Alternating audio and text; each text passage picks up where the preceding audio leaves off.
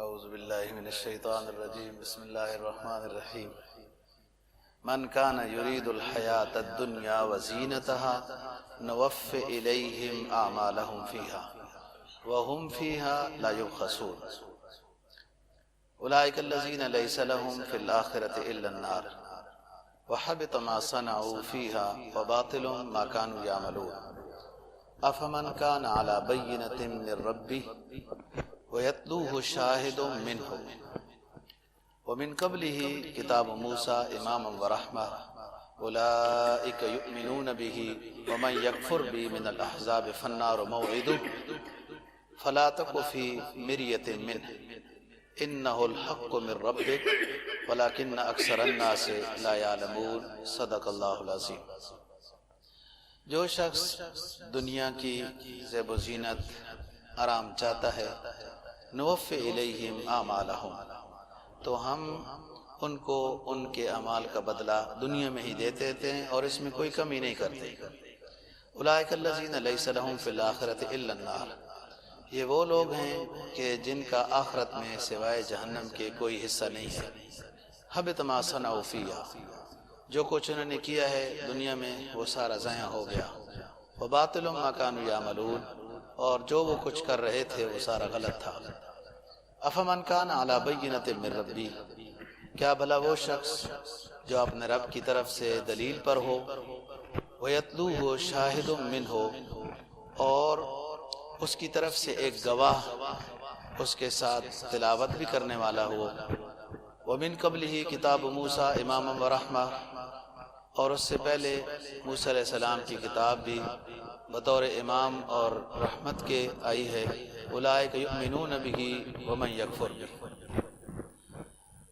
یہ لوگ ہیں کہ جو انہوں نے اس کتاب کے اوپر ایمان لایا، اور بعض گروہ ایسے ہیں کہ جنہوں نے اس کتاب کا انکار کیا ہے۔ فالنار موعدہ، بس جہنم ایسے لوگوں کا ٹھکانہ ہے۔ فلا تک فی مریۃ من، آپ ایسے لوگوں کی اس سزا کے بارے میں شک نہ کریں۔ اور دوسری بات یہ کہ جو آپ کی طرف وحی آتی ہے، انہ الحق من ربک، یہ سچ ہے آپ کے رب کی طرف سے، ولیکن اکثر الناس لا یؤمنون، لیکن اکثر لوگ ایمان نہیں رکھتے۔ بات کل کے سبق میں چل رہی تھی کہ نبی پاک صلی اللہ علیہ وسلم کو کبھی تو وہ کہتے ہیں اعوذ باللہ کہ یہ مجنون ہے، کبھی کہتے ہیں یہ ساحر ہے، کبھی کہتے ہیں اس نے قرآن مجید اپنی طرف سے گھڑ لیا ہے، کبھی کہتے ہیں یہ شاعر ہے، کبھی کہتے ہیں اس کے پاس خزانہ کیوں نہیں، یہ فرشتہ کیوں نہیں۔ یہ تمام باتیں اس طرح کی مختلف، یعنی یہ جو لقب دے رہے ہیں، کبھی شاعر کہتے ہیں، کبھی کہتے ہیں اس نے قرآن اپنی طرف سے گھڑ لیا، کبھی ساحر کہتے ہیں، ان کے بطلان کے لیے ان کے اپنے موقف کا تردد ہی کافی ہے۔ یعنی کبھی کہتے ہیں شاعر، پھر کہتے ہیں نہیں ساحر، کبھی شاعر، تو اس کا مطلب یہ ہے کہ انہیں اپنے جملہ کہنے میں خود ہی شک ہے۔ کبھی شاعر کہہ دیتے ہیں، کبھی شاعر کہہ دیتے ہیں، کبھی مجنون کہہ دیتے ہیں، کبھی کیا،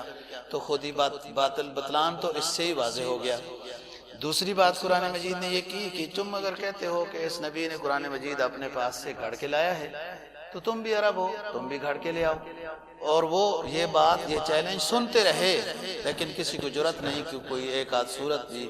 لا سکے، اور نہیں لا سکتے، قرآن نے خود کہا۔ آج کے سبق میں یہ بات ہے کہ ایک دنیا کی زیب و زینت کی بات ہے اور ایک آخرت کو بنانے اور سنوارنے کی بات ہے۔ جو شخص دنیا کی زیب و زینت ہی چاہتا ہے تو اللہ تعالیٰ فرماتے ہیں کہ ہم اس کو اس کا بدلہ دنیا میں ہی دے دیتے ہیں، کیونکہ اس کا ارادہ ہی صرف دنیا میں ہی اپنی راحت، سکون یا عزت یا جو بھی کہہ لو، وہ یہی چاہتا ہے کہ مجھے جو کچھ ملے وہ دنیا میں ہی مل جائے۔ تو اللہ تعالیٰ تو انصاف والا ہے، انما الاعمال بالنیات، جس کی جیسے نیت ہے اس کے مطابق اللہ فیصلہ کرتے ہیں۔ تو فرمایا نوف الیہم اعمالہم، جو لوگ محنت کر رہے ہیں اور ان کا مقصد صرف دنیا کی آرام اور راحت سکون ہے، تو ہم ان کو ان کے اعمال کا بدلہ دنیا میں ہی دے دیتے ہیں۔ بس آخرت کے لحاظ سے ان کا کچھ نہیں ہے، اور دنیا کے اعتبار سے ہم اس میں کوئی کمی نہیں کرتے، بس جتنا ان کا ہے اتنا ان کو دے دیتے ہیں۔ یہ آیت ہے۔ اس آیت کے بارے میں مفسرین نے یہ لکھا ہے کہ کیا یہ آیت کفار کے بارے میں ہے یا مسلمانوں کے بارے میں ہے؟ ایک جماعت مفسرین کی وہ یہ کہتی ہے کہ یہ عید کفار کے بارے میں ہے کہ کفار کو اکثر جو رفائی کام بھی وہ کرتے ہیں نا، مطلب کہیں اسپتال بنا دیا، کہیں روڈ، کہیں مسافر خانہ یا ایسا، تو ان کی مقصد دنیاوی شہرت ہی ہوتی ہے کہ ہماری ذرا شہرت ہو جائے کہ ہم اس طرح رفائی کام کرتے ہیں، تو وہ اس کا بدلہ ان کو دنیا میں پیسے کے لحاظ سے بھی مل جاتا ہے اور دوسری شہرت جو مطلوب ہے اس لحاظ سے مل جاتا ہے۔ ایک جماعت مفسرین کی تو یہ کہتی ہے کہ صرف دنیا میں ہی اپنے اچھے کاموں کا بدلہ جو چاہنے والی قوم ہے وہ کفار ہی ہے، اور نوفی الیہم اعمالہم، جس کو قرآن مجید نے 15ویں پارے کے دوسرے رکوع میں بھی بیان کیا ہے، من کان یرید العاجلۃ عجلنا لہ فیہا ما نشاء لمن نرید، جو اس دنیا کو چاہتا ہے اور اسی کے لیے محنت کرتا ہے، ہم اس کو پھر کچھ دے دیتے ہیں دنیا۔ دوسرے مفسرین یہ کہتے ہیں کہ کفار کے لیے تو یہ ہے ہی، لیکن یہ عصات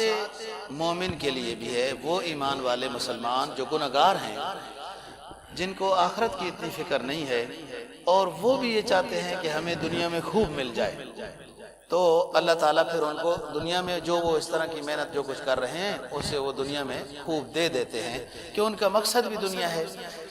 اس جماعت جو مفسرین جو کہتی ہے کہ مسلمانوں کے بارے میں بھی ہے کہ بعض مسلمان بھی دنیا کی شہرت چاہتے ہیں، دنیا کا بدلہ چاہتے ہیں،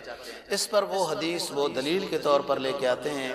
کہ جس حدیث میں ہے کہ سب سے آخرت میں جہنم میں جن لوگوں کو ڈالا جائے گا، سب سے پہلے آخرت میں سب سے پہلے جن کو جہنم میں ڈالا جائے گا وہ 3 لوگ ہوں گے، ایک عالم حافظ قاری اس درجے کے لوگ، دوسرے شہید، اور تیسرے سخی۔ تو وہ ان سے پوچھا جائے گا، وہ تو کہیں گے اللہ آپ کے لیے کام کیا ہے، لیکن حکم ہوگا کہ نہیں، قاری صاحب کو بھی عالم کو تم نے یہ کام اپنی شہرت کے لیے کیا تھا کہ میں تلاوت کروں لوگ واہ واہ کہیں۔ اس سخی کو بھی کہا جائے گا کہ تم نے یہ سخاوت اس لیے کی تھی کہ لوگ کہیں کہ یہ بڑا سخی ہے۔ اس شہید کو بھی کہا جائے گا کہ تم نے بھی شہادت اس لیے دی تھی کہ لوگ مجھے بڑا بہادر کہیں۔ تو وقت قیل، جو تمہاری نیت تھی وہ دنیا میں تمہیں مل چکی ہے اور کہا جا چکا ہے، تمہارے نام کے زندہ باد کے نعرے لگ چکے ہیں، تو آخرت کے لیے تم نے نہیں کیا، ہماری رضا کے لیے نہیں کیا۔ تو وہ مسلمان ہیں، وہ شہید ہونے والا، وہ سخی اور وہ عالم حافظ، وہ مسلمان ہیں، لیکن ان کی نیت ریاکاری کی تھی، جس وجہ سے ان کو وہ دنیا میں اس کا بدلہ مل گیا، آخرت کے لحاظ سے نہیں۔ حضرت عمر فاروق رضی اللہ تعالیٰ عنہ نبی پاک صلی اللہ علیہ وسلم کی خدمت میں حاضر ہوئے، آپ کی کوئی حالت غربت کی دیکھ کر حضرت عمر نے عرض کیا کہ اللہ کے رسول، آپ اللہ سے دعا مانگیں، ہمارے لیے اچھے حالات ہو جائیں، آپ کا بستر اچھا ہو جائے، رہن سہن اچھا ہو جائے۔ دیکھو نا جو اللہ کے نہ ماننے والے ہیں، اللہ نے ان کو کتنا دیا ہے، تو آپ تو اللہ کے آخری پیغمبر ہیں، تو اللہ سے دعا مانگنی چاہیے تو ہمارے لیے بہتری آ جائے۔ آپ مطلب اپنا آرام جیسے استراحت کے طور پر لیٹے ہوئے تھے، اس طرح تھے کہ حضرت عمر نے جب یہ بات کہی تو حدیث میں آتا ہے کہ آپ اٹھ کے بیٹھ گئے اور فرمایا ابن الخطاب، کہ ویسے ہمیشہ آپ صلی اللہ علیہ وسلم حضرت عمر کو عمر فاروق کہتے تھے، لیکن اس موقع پہ فرمایا ابن الخطاب، اے خطاب کے بیٹے، ابھی تک تم ان پرانی باتوں میں ہی پڑے ہوئے ہو کہ ہماری حالت یوں ہو جائے، ہماری حالت یوں ہو جائے۔ دیکھو جن کی دنیا بن گئی ان کو اللہ نے بدلہ دنیا میں ہی دے دیا ہے، اور ہمیں اللہ آخرت کے اعتبار سے یہ نیکیوں کا بدلہ دے گا۔ تو جن کو یوں دے دیا گیا ہے کہ دنیا میں ان کو بدلہ دے دیا گیا ہے۔ یہ بات تو ہو گئی۔ اب یہ حدیث ہے، فرمان رسول ہے، جب دور آیا فتوحات کا، فراوانی کا، جس میں کیسر و کسریٰ کے خزانے بھی مسلمانوں کے پاس آئے، تو بہت اچھی حالت ہو گئی۔ اس وقت صحابہ اکرام رضی اللہ تعالیٰ عنہم روتے تھے، دعائیں کرتے تھے کہ یا رب، کہیں ہماری نیکی کا بدلہ ہمیں دنیا میں تو نہیں دے دیا گیا کہ ہمارے گھر اچھے ہو گئے، ہماری حالت اچھی ہو گئی، کھانے کے لحاظ سے کھانا ملنے لگ گیا۔ زمانہ رسول میں تو اتنی فراوانی کے ساتھ ہمارے پاس یہ چیزیں نہیں تھی، تو پھر روتے تھے، ڈرتے تھے کہ ہماری حالت جو اتنی اچھی ہو گئی ہے، کہیں آپ صلی اللہ علیہ وسلم نے جو فرمایا تھا کہ دنیا کے لحاظ سے اچھی حالت جو ہے وہ دنیا میں بدلہ اللہ دے دیتا ہے۔ تو پھر بڑے صحابہ اکرام رضی اللہ تعالیٰ عنہم سمجھایا کرتے تھے کہ جس کو فکر لگ جاتی ہے کہ یہ کہیں میرے لیے یہ تو نہیں ہے، تو یہ فکر ہی اس کے خوف خدا کے لیے کافی ہے۔ جب ڈر لگ جائے کہ میرے اوپر یہ نعمتیں آ رہی ہیں، اللہ کی طرف سے کہیں آزمائش نہ ہو اور میں ناکام نہ ہو جاؤں، تو یہ فکر ہی عند اللہ یہ کافی ہے، اور یہ بھی کسی کسی کو نصیب ہوتی ہے۔ من کان یرید الحیات الدنیا۔ بات یہ ہے کہ سمجھ بڑی مدت کے بعد آتی ہے۔ جب سمجھ آ جاتی ہے بات دوستو اسلام کی، تو اس وقت بہت سارا وقت گزر چکا ہوتا ہے، انسان اس کو کچھ واپس نہیں لا سکتا۔ جب انسان اپنے آپ کو دین کے لیے وقف کر دے کہ میں نے قرآن و سنت کے مطابق زندگی گزارنی ہے، یہ بظاہر یہ موقف بڑا مشکل ہے۔ ایک سنت کے اوپر آپ گھر میں عمل کریں نا، تو دور کی اور باتیں اپنے گھر سے ہی مفتی پیدا ہو جائیں گے کہ تم یہ ہو جائے ہو، تم یہ ہو گئے ہو، تم فلاں ہو گئے ہو۔ لیکن جو شخص کے قرآن و سنت کے لیے اتباع کے واسطے تیار ہو جاتا ہے، اس میں ضروری نہیں ہے کہ مسجد کا امام ہی ہو، کہ قاری صاحب ہی ہو، کہ مولوی صاحب بھی ہو، اس میں ہر کسی کے لیے اسلام آیا ہے، اور ہر موقع کے اوپر اسلام کی ہدایات ہیں، خواہ کاروبار کے لحاظ سے ہو، بازار کے لحاظ سے ہو، دفتر کے اعتبار سے ہو، کھیتی باڑی کے اعتبار سے ہو۔ اسلام کی اتباع کے لیے جو شخص تیار ہو جائے، عملاً اس میں کام شروع کر دے، تو یہ سارا ذخیرہ وہ آخرت کا کر رہا ہے۔ جب اسلام کا متبع ہو گیا، یہ سارا ذخیرہ کہ جب اس کی نیت صحیح ہو گئی تو ذخیرہ آخرت ہو رہا ہے، اس کو اللہ پاک دنیا کی فکر سے بے نیاز کر دیتے ہیں۔ جب ایک شخص کو یہ بات سمجھ میں آئے، لیکن میں کہتا ہوں کہ یہ بات تھوڑی مدت کے بعد سمجھ میں آتی ہے، آ جاتی ہے ایمان والے کو، اللہ ایمان والے کو ضائع نہیں کرتا، لیکن اس وقت بہت سارا زندگی کا ایک وقت، عمر کا ایک حصہ علل تللوں میں گزر چکا ہوتا ہے، اور اس پر انسان نادم ہوتا ہے۔ اللہ نے سب خوبیاں، سب خزانے، سب راحتیں، سب سکون، سب کچھ اللہ پاک نے اپنی اور اپنے حبیب کی اطاعت میں رکھا ہے۔ تو جس درجے میں، جس جگہ میں بھی ہو، انسان کے اندر یہ فکر ہو کہ میں شریعت کے مطابق چلوں گا، شریعت نے جن چیزوں سے منع کیا ہے بھلے جو بھی ہو جائے میں رکوں گا، تو یہ اس کا سارا کام، اس کا اٹھنا بیٹھنا، اس کی صبح و شام ساری آخرت کے لیے ہو رہی ہے۔ یہ اگر کاروبار کر رہا ہے تو اس میں بھی حکم ہے، پیغمبرانہ سنت ہے، یہ بھی آخرت کے لیے، وہ بھی ثواب ہو جائے گا۔ جب اس کو یہ ملکہ نصیب ہو گیا کہ اس کو آخرت کا ڈر لگ گیا اور اتباع شریعت اس کو نصیب ہو گئی، تو دنیا کی فکروں سے اللہ پاک بے نیاز کر دیتے ہیں۔ یہ اللہ کی ضمانت ہے۔ وہ صحابہ کے جن کے پاس دوستو کچھ نہیں تھا، جب گئے دنیا سے تو ایک ایک صحابی کی وراثت بھی تقسیم لاکھوں درہم اور بڑے بڑے باغوں کے ساتھ ہوئی ہے۔ بات یہ ہے کہ انسان کو قناعت کی طرف جانا چاہیے، اپنی دنیا کے وسائل و مصائب کے اعتبار سے بے نیاز ہونا چاہیے۔ یہ اب علماء نے اس کا وہ تتمہ لکھا ہے، نتیجہ لکھا ہے کہ جس شخص کو ہر وقت اپنی ہی کوئی فکر لگی رہتی ہے نا، تو یہ دنیا دار ہے، اور جس کو فکر اللہ اور اللہ کے رسول کو راضی کرنے کی لگی رہتی ہے تو یہ کامیاب ہے۔ لیکن ضرورت تو دنیا کی ہے، اس کو کھانا بھی ہے، لباس بھی ہے، رہائش بھی چاہیے، سواری بھی چاہیے۔ یہ فکریں اللہ پاک پوری کر دیتا ہے جب انسان اپنی فکر کو اللہ اور اللہ کے رسول کے لیے وقف کر دیتا ہے۔ حدیث ہے، سرکار کا فرمان ہے، من کان للہ کان اللہ لہو۔ جو اللہ کے لیے ہو جاتا ہے پھر اللہ اس کا ہو جاتا ہے، اور اللہ بہتر کرتا ہے انسان سے۔ انسان اپنے لیے کچھ نہیں سوچ سکتا، انسان کے لیے جو اللہ سوچتا ہے، کیونکہ وہ خالق ہے، اس نے پیدا کیا ہے، وہ بہت کچھ عطا کرتا ہے۔ ہمارے ذمہ تو ایک مختصر سا کام ہے کہ اپنے عقائد، اپنے اعمال جہاں بھی کہیں ہوں، آپ کے سامنے شریعت کا پروگرام ہو، رہبری ہو، اس کے مطابق ہو، بس گناہوں سے بچیں، اور جہاں گناہ ہو جائے توبہ اور استغفار کریں، سب آسان ہو جائے گا۔ جب دنیا کے اعتبار سے قناعت نصیب ہو جائے گی، ضروریات ساری اللہ پاک عطا کرے گا، دے گا، تو من کان یرید الحیات الدنیا وزینتها نوفی الیہم اعمالہم وہم فیہا لا یبخسون اولئک الذین لیس لہم فی الآخرۃ الا النار وحبط ما صنعوا وباطل ما کانوا یعملون۔ اللہ تعالیٰ کہ جو لوگ صرف دنیا چاہتے ہیں، جیسے کفار یا بعض دوسرے لوگ، جیسے پہلے بتا دیا ہے،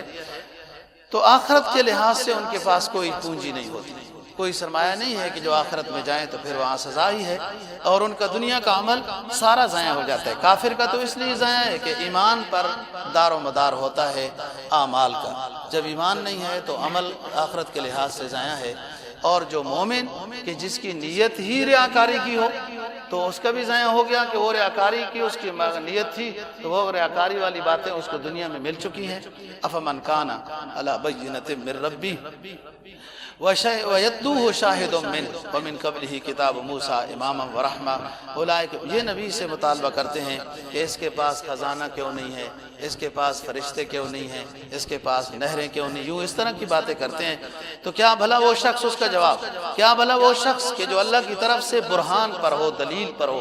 اور اس شخص کے ساتھ ہر وقت گواہ موجود ہے کہ یہ برحق نبی ہے۔ ایک شخص جو اللہ کی طرف سے دلیل پر ہو، برہان پر ہو، یعنی نبوت کے لحاظ سے بات ہو رہی ہے کہ اللہ کی طرف سے اللہ نے اس کو پیغمبر بنایا، اپنا نبی بنایا، اور اس نبی کے ساتھ اللہ نے ہر وقت ایک گواہ لگا دیا ہے کہ یہ نبی برحق ہے۔ اس گواہ سے مراد اللہ پاک کی کتاب قرآن مجید ہے کہ دیکھو اس قرآن میں کیسی کیسی باتیں آ رہی ہیں، اور اس قرآن جیسی ایک عید بھی کوئی مخاطب میں سے جو مخالفین تھے نہیں لا سکے۔ تو یہ قرآن معجزہ ہے، نبی کے برہان ہے، دلیل ہے، نبی کی صداقت پر گواہ ہے، جو ہمیشہ ہر وقت نبی کے ساتھ ہے۔ وَشَاهِدٌ مِّنْ وَمِنْ قَبْلِهِ، اور اس سے پہلے بھی جو کتابیں گزری اس میں بھی نبی پاک صلی اللہ علیہ وسلم کی علامات، بشارتیں آپ کی خبر دی گئی ہے۔ جنہوں نے بات مانی کامیاب ہو گئے، جنہوں نے نہیں مانی وہ جہنم کا ایندھن بن گئے۔ کہ قرآن مجید اور یہ نبی برحق ہے اللہ کی طرف سے، لیکن اکثر لوگ ایمان لانے والے نہیں بنے۔ اللہ سمجھ نصیب فرمائے۔